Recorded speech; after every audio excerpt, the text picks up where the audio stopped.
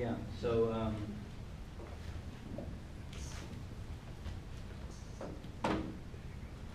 that's the slide I wanted.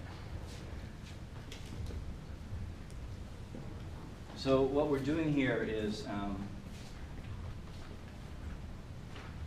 there's some aspect of restoring the redox balance, I guess, to get to your question.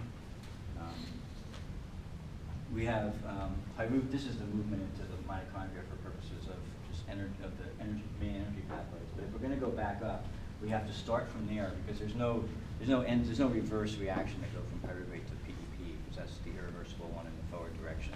So we can't use pyruvate kinase. So we carboxylate pyruvate,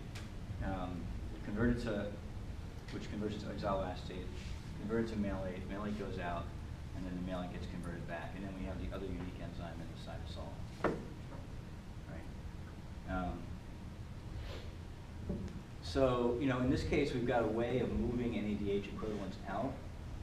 That's a little bit counterintuitive in the sense that we're not replenishing NAD for glycolysis here.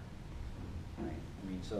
What we could say is that the ratios of the redox cofactors in both compartments are important, and this is one aspect that we need to balance that. So some of it has to go the other way. So normally, NADH is high in mitochondria, right? Because it's being used to deliver the electron transport, to feed the electron transport to make ATP. So if we're going the other way, then we're not going for energy, right? We're going for storage because we're moving gluconeogenesis out. So if we're going for storage, and we move a reducing equivalent into the cytosol, then NADH is used in the reverse of step 6. So I'm getting a little confused here, but does that make sense? So step 6 is of glycolysis uses NAD and converts to NADH. Now we're running gluconeogenesis, so we want to convert NAD. We're running that enzyme backwards to go from NADH to NAD. And so the way to think about this is that we're helping the whole gluconeogenesis pathway to go because we're moving a required substrate for it into the cytosol where the pathway is happening. Yes, sir. Is enzymes channeling the NAD and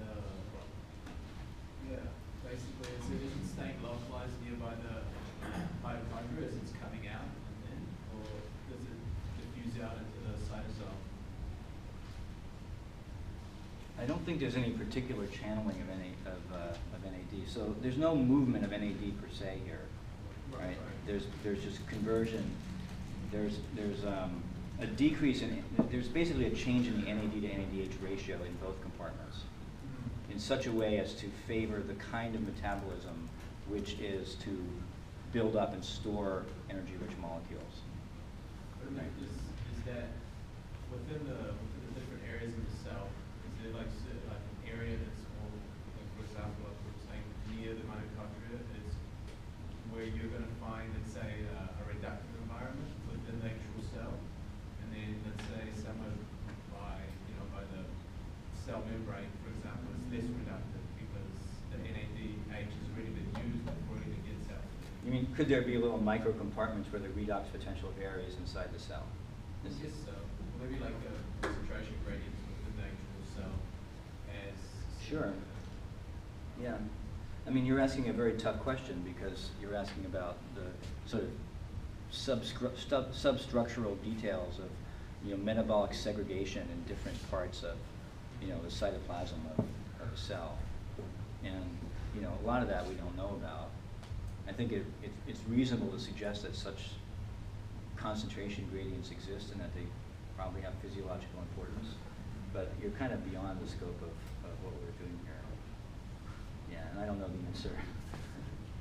So are all alternative pathways that work across the membrane barrier like that they have to have that same NAD-NADH balancing relationship in some respect, whether it's compensated in the same pathway or another pathway? Not necessarily. It depends on what pathway it is and what you're doing.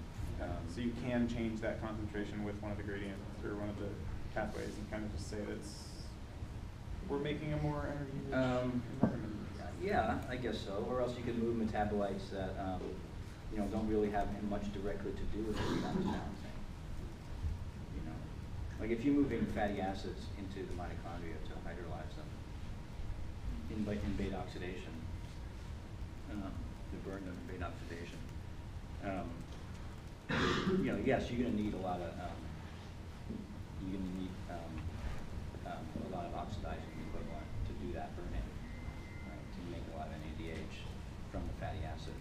But the movement of the fatty acid per se does not also move or does not have the effect of changing the redox balancing the way this does.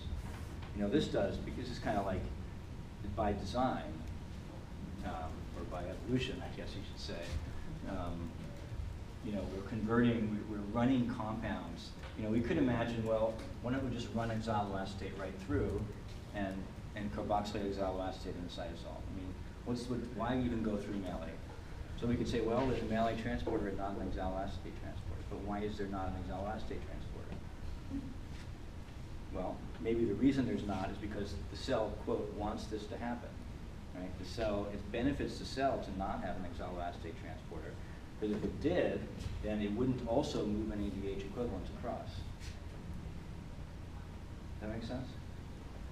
There is a logic to it. Yeah, Amanda? Just looking like at this slide and then all the different like processes we've gone through, and there's so many like enzyme names, and they're like generally you know that a carboxylase does a certain thing or a kinase and whatnot, but how specific do you want us to be with like remembering names? Generally, if you know the class, that's good enough. Okay. There's so much ambiguity. Like glycolysis and gluconeogenesis is a great example of ambiguity. You know, should I call it a kinase or should I call it a phosphatase? You know, so Okay. yeah, I'm not a big believer in remembering the precise detail of an enzyme name.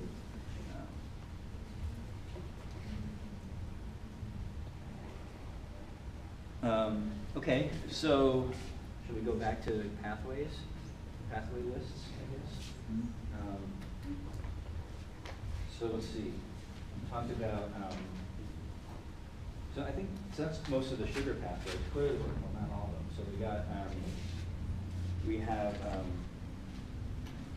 you know, pyruvate emerging in the mitochondria.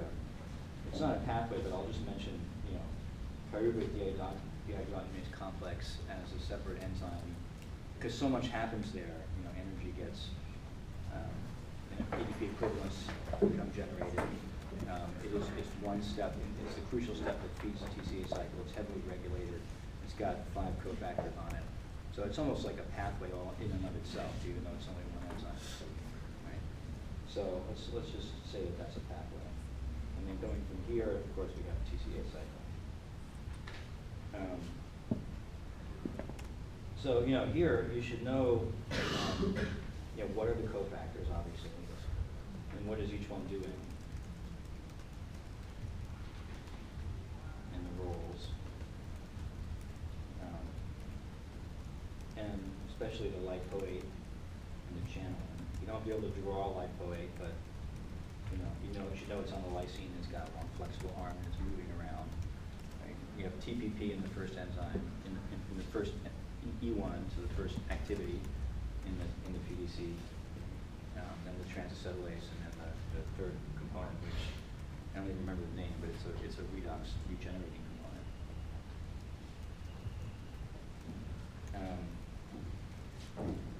component. TCA cycle again.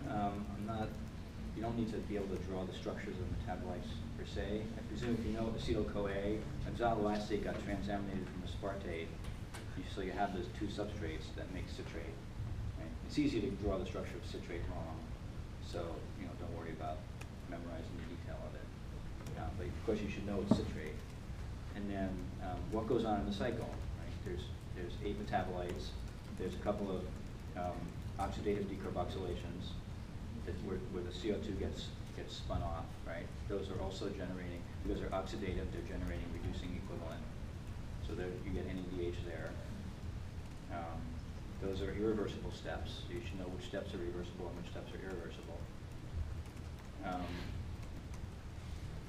Citrate synthase is also irreversible. Let's see. Step 6, 7, and 8 are the is the three-step sequence of oxidation, which is similar to the three-step sequence in beta oxidation, which is opposite way around from the three-step sequence that's on fatty acid synthase. So that's a kind of like just a little metabolic module you should know about.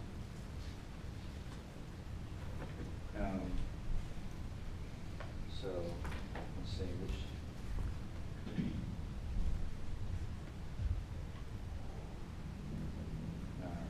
Where is CO2 generated? Coupled to NADH.